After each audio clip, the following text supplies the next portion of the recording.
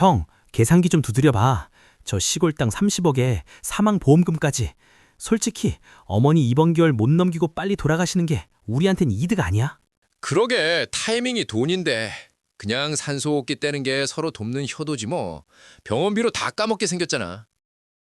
차가운 병실 문 너머로 들려온 그 목소리는 악마의 속삭임이 아니었습니다. 내 배 아파 낳은 금쪽 같은 내 새끼들의 목소리였습니다.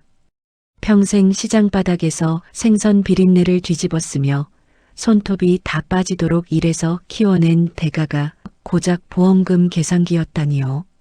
무너져 내리는 가슴을 부여잡고 나는 이를 악물었습니다. 30년 전 죽은 남편이 피땀 흘려 지켜낸 그 땅을 놈들은 자신의 도박빚과 사업 자금으로 쓰고 싶어 안달이 나 있었습니다. 그래, 너희가 원하는 게 내 목숨이 아니라 돈이라면 그 돈 때문에 피눈물을 흘리게 해주마. 나는 그날 밤 살기 위해 미친 척 연기를 시작했습니다. 탐욕에 눈먼 자식들을 역이용해 유산 대신 뼈저린 후회와 30억짜리 빚더미만 남겨줄 어느 어머니의 마지막 수업. 가장 우아하고 잔혹한 복수극이 지금 시작됩니다. 본격적인 이야기 전 따뜻한 마음을 담아 구독과 좋아요 부탁드립니다. 지금 계신 그곳이 어디든 늘 건강과 행복이 가득하기를 제가 진심으로 기도하겠습니다. 어디서 시청 중이신지 댓글로 안부 전해주시면 더 반가울 것 같아요. 그럼 사연 시작하겠습니다. 처음에는 그저 나이가 들어서 세월이 야속해서 그런 줄로만 알았습니다. 가스 불 끄는 것을 잊어 냄비를 새까맣게 태워 먹거나 평생을 살아온 집 현관 비밀번호가 갑자기 기억나지 않아 문 앞에서 한참을 어린아이처럼 서성이는 일이 잦아졌습니다. 그러다 결국 사단이 나고 말았습니다. 일주일 전 오랜만에 자식들에게 줄 반찬을 하려고 시장에 갔을 때였습니다. 늘 가던 생선 가게였는데 지갑을 열어 돈을 꺼내려는 순간 손이 멈췄습니다. 1,000원짜리와 10,000원짜리가 구분이 되지 않았습니다. 분명 파란색이 10,000원이었던 것 같은데 왜 노란색이 10,000원처럼 보이는지 머릿속이 하얗게 엉켜버렸습니다.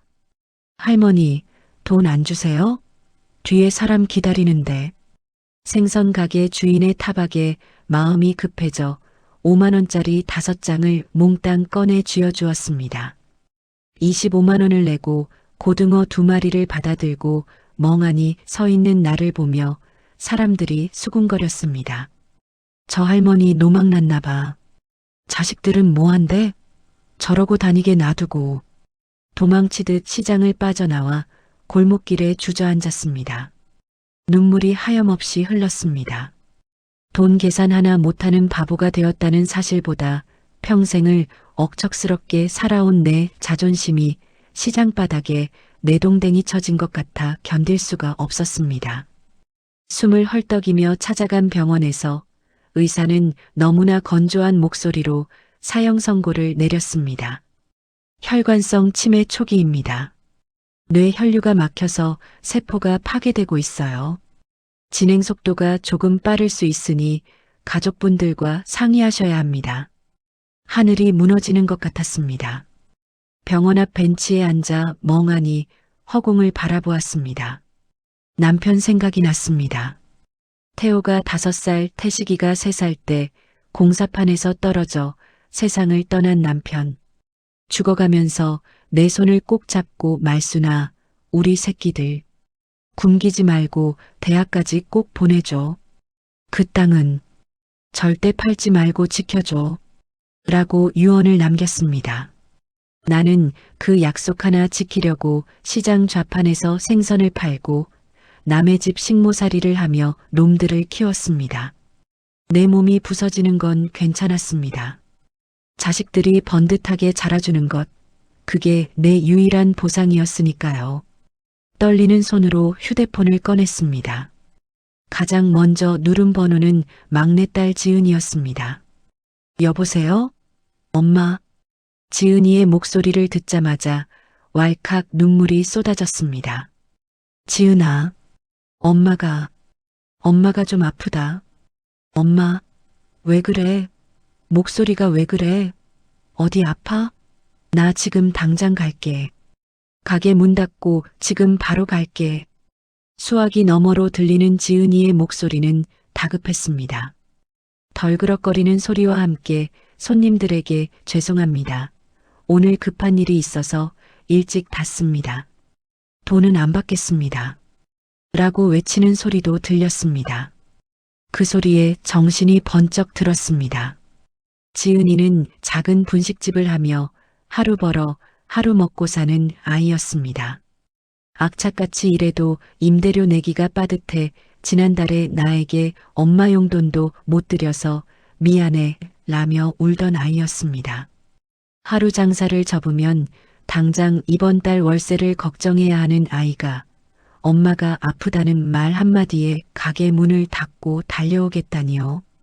그런 아이에게 짐을 지울 수는 없었습니다. 아니다.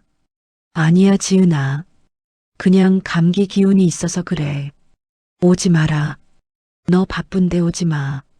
엄마 약 먹고 자면 돼. 진짜야? 엄마 거짓말하는 거 아니지? 나 주말에 꼭 갈게. 아프면 바로 전화해. 알았지? 지은이의 걱정 가득한 목소리를 뒤로하고 전화를 끊었습니다. 가슴이 먹먹했습니다. 가진 것 없는 막내딸은 가게 문을 닫고 달려오겠다는데 많이 배운 오빠들은 어떨까? 나는 일말의 기대를 안고 장남 태호에게 전화를 걸었습니다. 태호야, 엄마가 몸이 좀 안 좋다. 집에 좀 와줄 수 있니? 아, 어머니. 저 지금 바이어랑 미팅 중이라 바쁜데요. 많이 편찮으세요? 119 부르시지 그러셨어요. 그게 아니라 꼭 할 말이 있어. 아, 알겠어요.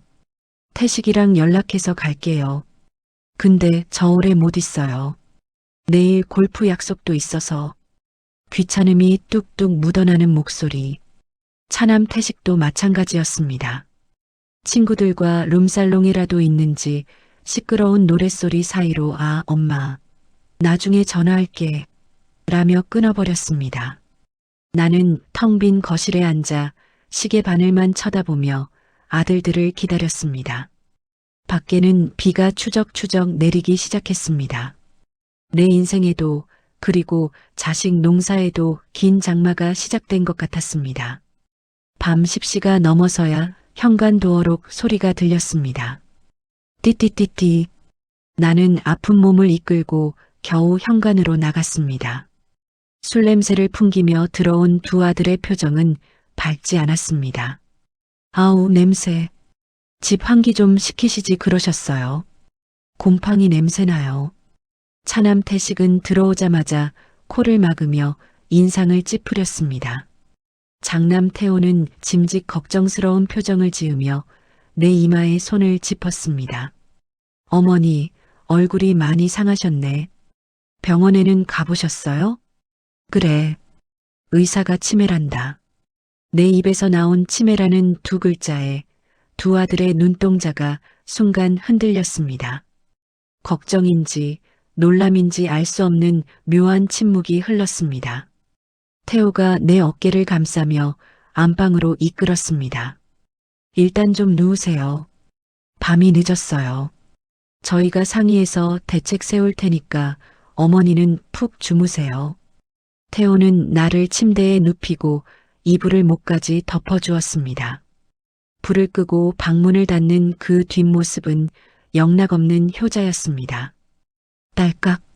방문이 닫히고 거실의 불빛이 문틈으로 가늘게 새어 들어왔습니다. 나는 잠이 오지 않아 뒤척이다가 물을 마시러 가려고 몸을 일으켰습니다. 문고리를 잡으려던 순간 거실에서 들려오는 낮은 목소리에 손이 멈췄습니다. 형, 의사 친구한테 문자 왔어. 혈관성 치매 그거 진행 빠르면 금방이래. 형, 이거 기회 아니야? 태식의 목소리였습니다. 방금 전까지 내 냄새를 탓하던 목소리와는 전혀 다른 들뜬 목소리였습니다. 기회라니? 목소리 낮춰. 어머니 깨실라. 아까 보니까 기운 없어서 금방 골아떨어지셨어. 형, 잘 들어봐. 어머니 정신 멀쩡하실 때 저 시골 땅 팔자고 하면 절대 안 파실 거 아니야. 아버지 유산이라고 끼고 도시는 거 알잖아. 근데 정신 오락가락 하시면 성년후견인인가 뭔가 신청해서 우리가 법적 대리인이 될 수 있어. 나는 숨을 쉴 수가 없었습니다. 문고리를 잡은 손이 하얗게 질려갔습니다. 내 귀를 의심했습니다. 형 계산해봐. 저 시골 땅 지금 개발된다고 난리잖아. 못해도 30억이야.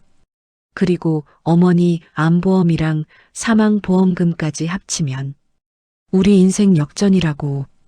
그러게. 지은이한테는 푼돈이나 좀 쥐어주고 우리가 먹으면 되지. 솔직히 어머니가 정신을 완전히 놓으시거나 이번 겨울 못 넘기고 빨리 돌아가시는 게 우리 돕는 거야. 병원비로 다 까먹기 전에 정리해야지. 하긴. 나도 사업 자금 꽉 막혀서 죽겠는데 땅만 팔 수 있으면 숨통 트이지. 그래, 내일 날 박는 대로 요양원 알아보자. 최대한 외부랑 차단되는 곳으로. 그래야 우리가 작업하기 편해. 일단 내일 골프 치러 가서 축배나 들자고. 거실에서 들려온 건 자식의 위로가 아닌 늑대들의 회의였습니다. 그들의 목소리에는 슬픔이나 걱정은 단 한 톨도 없었습니다. 오로지 탐욕으로 번들거리는 눈빛, 그리고 늙은 어미의 목숨값을 저울질하는 비릿한 웃음뿐이었습니다. 심장이 찢어지는 것 같다는 말이 무슨 뜻인지 알 것 같았습니다. 나는 소리 없이 문 뒤에 주저앉았습니다. 입을 틀어막고 꺽꺽거리며 울음을 삼켰습니다. 책상 위에 놓인 남편의 영정 사진이 보였습니다. 30년 전 나에게 이 땅과 아이들을 맡기고 떠난 남편. 나는 남편의 사진을 부여잡고 속삭였습니다. 여보, 미안해. 내가 자식 농사를 망쳤어.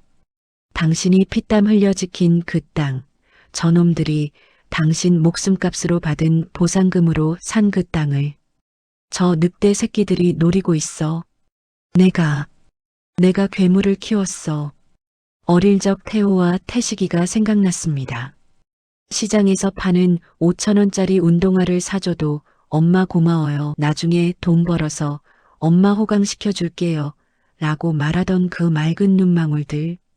그 아이들은 어디로 가고 저 거실에는 낯선 괴물들만이 앉아 있었습니다.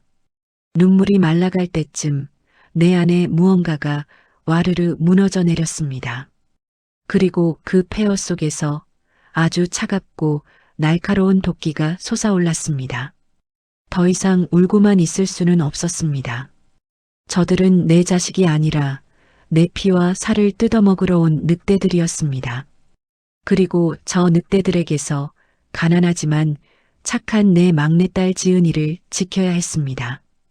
그래, 너희가 원하는 게 정신 나간 노인네라면 아주 확실하게 보여주마. 내 남은 생을 다 걸어서라도 너희에게 30억 유산 대신 30억 빚더미를 안겨주마. 나는 벌떡 일어났습니다. 눈물을 닦아낸 눈에는 서늘한 살기가 돌았습니다. 화장대 구석에 처박혀 있던 10년 전 막내딸 지은이가 사준 붉은 립스틱을 꺼냈습니다. 뚜껑을 여는 손이 미세하게 떨렸지만 멈추지 않았습니다. 나는 립스틱을 뭉개어 볼과 입술 주변에 아무렇게나 칠했습니다. 마치 피에로처럼 혹은 미쳐버린 광대처럼. 거울 속에 비친 내 모습은 기괴하고 흉측했습니다. 곱게 빗은 머리를 산발로 만들고 부엌으로 가서 식은 밥알을 한 줌 쥐어 옷에 문질렀습니다. 준비는 끝났습니다. 나는 초점 없는 눈빛을 연습하며 방문을 벌컥 열었습니다. 아저씨, 누구세요? 밥 줘. 우리 애기들 학교 갔는데 도시락 안 싸줬는데. 거실 소파에 앉아 낄낄대던 두 아들의 표정이 일순간 얼어붙었습니다. 나의 연극은 이제 막을 올렸습니다. 다음 날 아침 낡은 대문을 두드리는 소리가 요란하게 났습니다. 아들들은 전날 술을 마시고 늦잠을 자고 있었고 나는 비틀거리는 척하며 현관으로 나갔습니다. 문을 열자마자 땀범벅이 된 지은이가 서 있었습니다.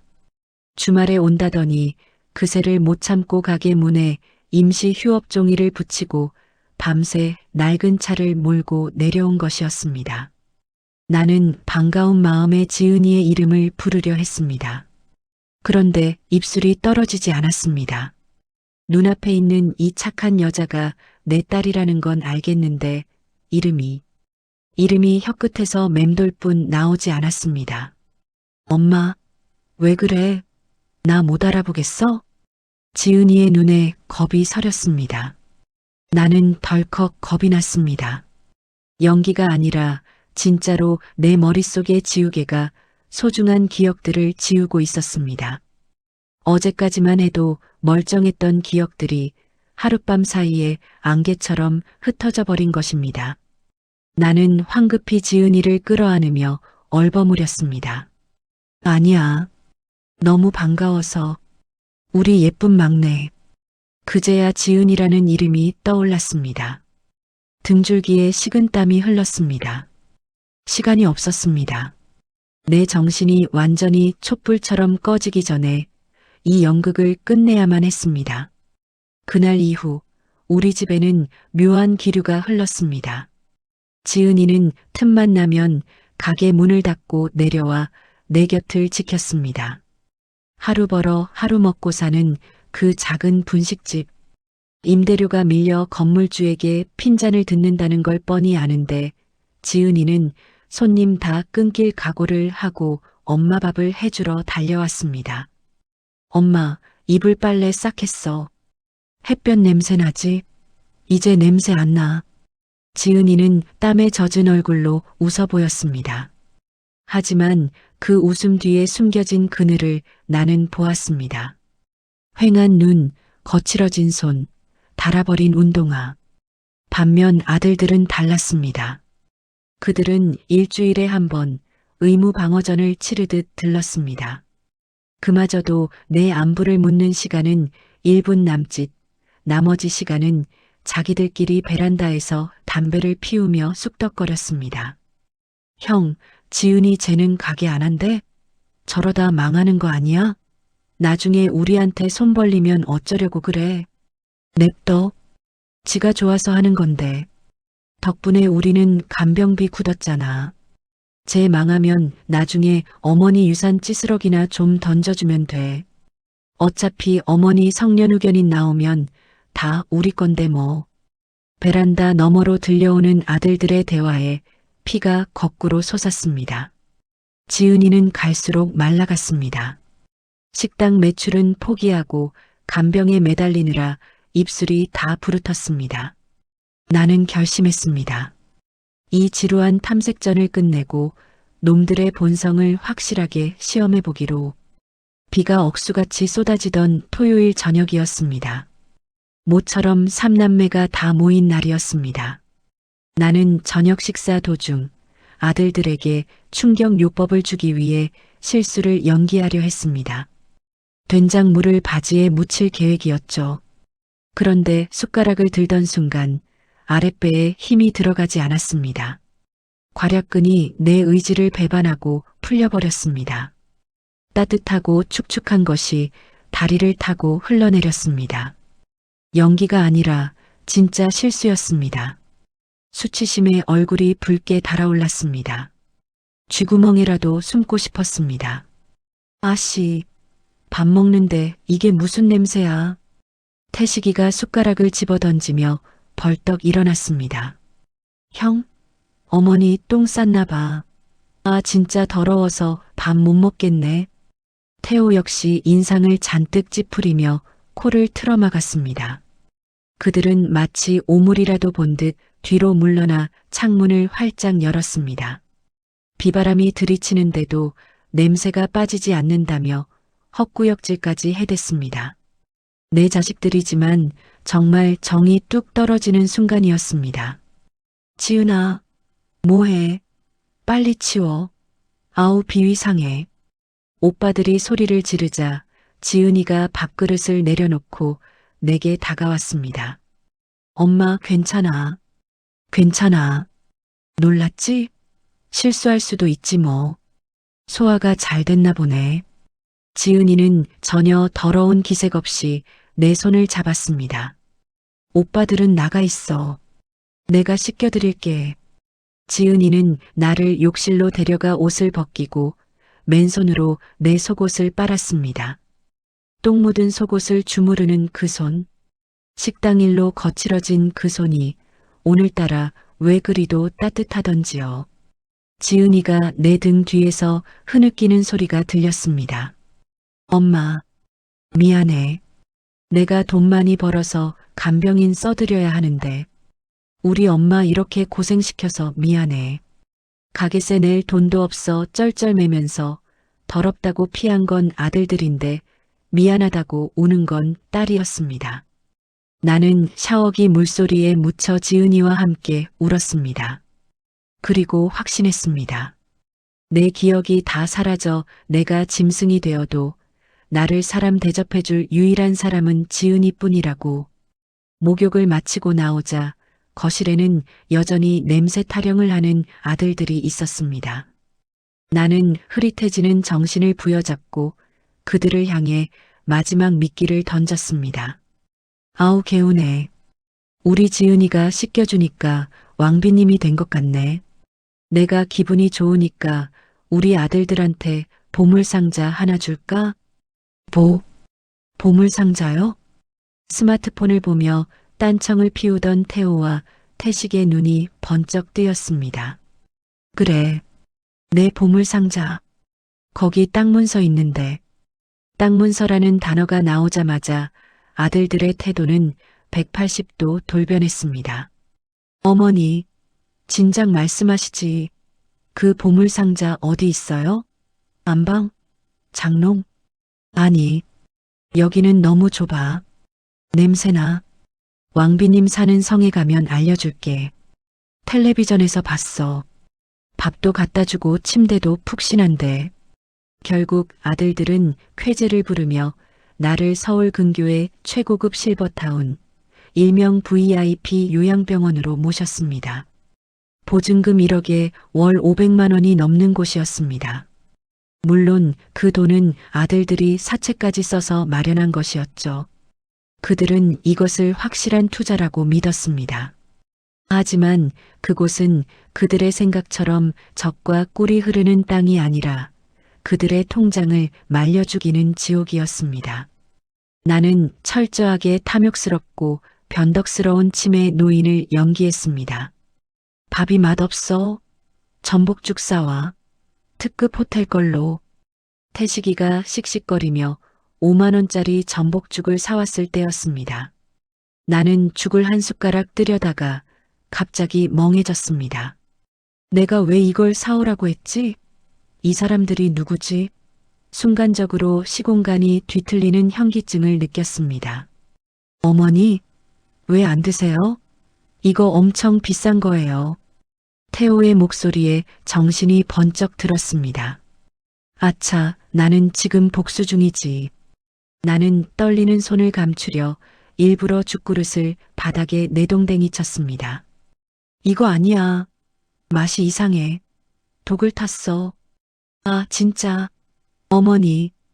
아들들은 내 행동을 치매 노인의 변덕으로만 알았지만 사실 그것은 진짜 공포를 감추기 위한 발악이었습니다. 바닥에 쏟아진 전복죽을 보며 나는 속으로 울었습니다. 정신 차려, 박말순. 지금 무너지면 안 돼. 저 늑대들에게 뜯어먹혀. 아들들이 쓴 돈이 1억을 넘기고 대출 이자에 허덕일 때쯤 지은이가 찾아왔습니다. 가게 문을 닫고 달려왔는지 앞치마 자국이 선명한 옷차림이었습니다. 낡은 보온병에 호박잎쌈을 싸들고 온 지은이는 화려한 병실을 보며 주눅이 들어 있었습니다. 엄마, 오빠들이 엄마 좋은데 모셔서 다행이네. 나는 해줄 수 있는 게 이것뿐이라. 아니다. 나는 내가 해준 이 밥이 제일 맛있다. 지은아, 너 가게세는 어쩌고 또 왔어. 괜찮아, 엄마. 손님이 좀 줄긴 했는데 엄마가 더 중요하지. 거짓말. 지난달 월세가 밀려 주인한테 싫은 소리 들었다는 걸 내가 다 아는데 나는 지은이를 안심시켜 돌려보낸 뒤 침대 밑 깊숙한 곳에 숨겨두었던 폴더폰을 꺼냈습니다. 김 변호사, 접니다. 이번 주말에 오세요.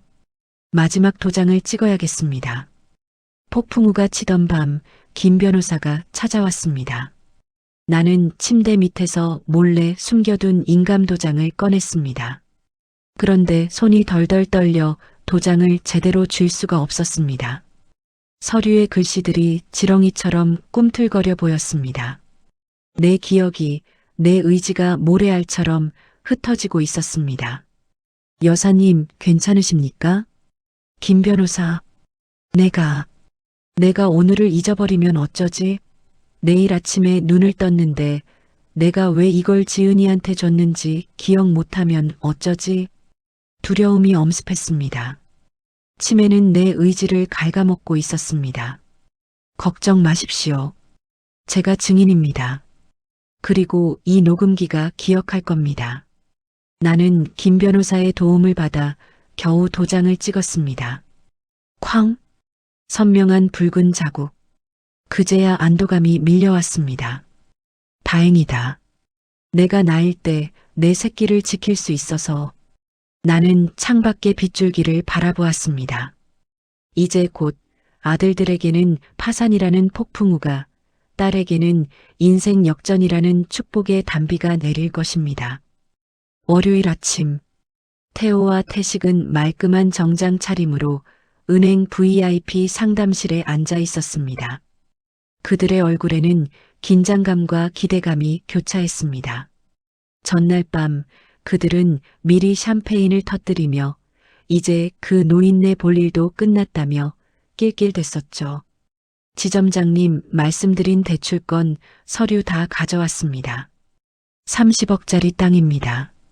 최대한 빨리 좀 부탁드립니다. 급한 불부터 꺼야 해서요. 하지만 전산 조회를 하던 지점장의 표정이 점점 굳어졌습니다. 키보드를 두드리는 소리가 멈췄습니다. 김태호 고객님? 담보 물건에 변동사항이 있는데요. 오늘 오전 9시부로 소유권이 김지은님으로 이전되었습니다. 뭐라고요? 소유권 이전? 누구한테요? 김지은님이요. 증여로 인한 소유권 이전입니다. 이 미친. 그럴 리가 없어. 어머니 치매라고요. 정신이 오락가락하는 노인네가 무슨 증여를 해. 이거 사기야. 태식이 자리를 박차고 일어나 소리를 질렀습니다. 은행 직원들이 놀라서 쳐다보았습니다. 태호는 다리에 힘이 풀려 주저앉았습니다. 은행장 나와. 이거 무효야. 은행에서 쫓겨나듯 나온 두 아들은 핏발선 눈으로 서로를 쳐다보았습니다. 핸드폰이 울렸습니다. 카드사 독촉 전화, 사채업자의 문자 메시지. 그들은 지금 벼랑 끝에 서 있었습니다. 형, 우리 이제 어떡해? 나 가게 대출 연장 안 되면 부도야. 사채 쓴 거 알면 나 죽어. 가자. 병원으로 가. 그 노망난 노인네랑 지은 인연이 무슨 짓을 꾸민 게 분명해. 가서 죽여버려. 두 마리의 늑대가 이빨을 드러내며 병원으로 질주했습니다. 하지만 그들이 모르는 게 있었습니다. 그곳에는 이미 사냥꾼이 총을 겨누고 기다리고 있다는 사실을요. 아들들이 고래고래 소리를 지르며 병실로 쳐들어왔을 때 나는 창밖을 보고 있었습니다. 사실 그 순간에도 내 머릿속에는 짙은 안개가 끼어 있었습니다. 저 소리 지르는 남자가 태호인지 태식인지 헷갈렸습니다. 하지만 그들의 눈빛에 서린 탐욕만큼은 선명하게 기억났습니다. 어머니, 제정신이에요? 어떻게 우리한테 이래요? 아, 김지은, 너 이 도둑년. 어머니 꼬셔서 땅 가로챘냐? 내놔. 그거 내 돈이야. 태호가 내 멱살을 잡으려 달려들었습니다. 지은이가 비명을 지르며 앞을 막아섰습니다. 나는 안개 속에서 온 힘을 다해 정신을 끄집어 올렸습니다. 마지막 힘을 짜내어 그들을 노려보았습니다. 손 치워라. 더럽다. 내 일갈의 아들들이 멈칫했습니다. 나는 준비해둔 녹음기를 틀고 그들에게 파산 선고를 내렸습니다. 너희는 돈으로 늙은 어머니를 샀다고 생각했겠지만 나는 너희의 그 귀찮음을 팔아버렸다. 내 땅, 내 집, 내 돈. 전부 법적으로 완벽하게 지은이 거다. 나가라. 그리고 다시는 내 눈앞에 나타나지 마라. 어머니, 잘못했어요. 한 번만 살려주세요. 아들들이 바짓가랑이를 잡고 빌었지만 나는 경비원을 불러 그들을 끌어냈습니다. 아들들이 쫓겨나고 지은이가 울며 나를 안았습니다. 긴장이 풀린 탓일까요? 갑자기 눈앞이 캄캄해지며 다리에 힘이 풀렸습니다. 엄마, 나는 지은이의 품에 안겨 중얼거렸습니다. 지은아, 나 졸려. 엄마가 혹시 나중에 너를 못 알아봐도 엄마 마음은 알지? 엄마는 널 사랑해. 1년 후 시골 전원주택 마루. 햇살이 따사롭습니다. 박 여사는 멍하니 마당의 핀 꽃을 바라보고 있습니다. 그녀의 눈에는 더 이상 총기가 없습니다. 입가에는 어린아이 같은 미소가 걸려 있습니다. 지은이가 밥상을 들고 나옵니다. 지은이는 다니던 식당을 그만두고 내 땅 1층의 작은 한정식집을 차렸습니다. 엄마의 밥상이라는 간판을 단 가게는 손님들로 문전성시를 이룹니다. 아들들은 빚더미에 앉아 서로를 원망하며 흩어졌다는 소식이 바람결에 들려옵니다. 엄마, 식사하세요. 고등어 구웠어. 와, 맛있는 냄새. 박 여사는 숟가락을 들고 해맑게 웃습니다. 그녀는 이제 자신이 30억짜리 땅을 가졌었다는 것도 아들들에게 통쾌한 복수를 했다는 것도 기억하지 못합니다. 심지어 눈앞에 있는 여자가 딸이라는 사실조차 가끔 잊어버립니다. 하지만 그녀는 행복해 보입니다. 탐욕스러운 늑대들의 고함 소리 대신 다정한 여자의 목소리와 따뜻한 밤 냄새가 그녀의 곁을 지키고 있으니까요. 기억은 사라졌지만 사랑은 남아 그녀를 지키고 있습니다.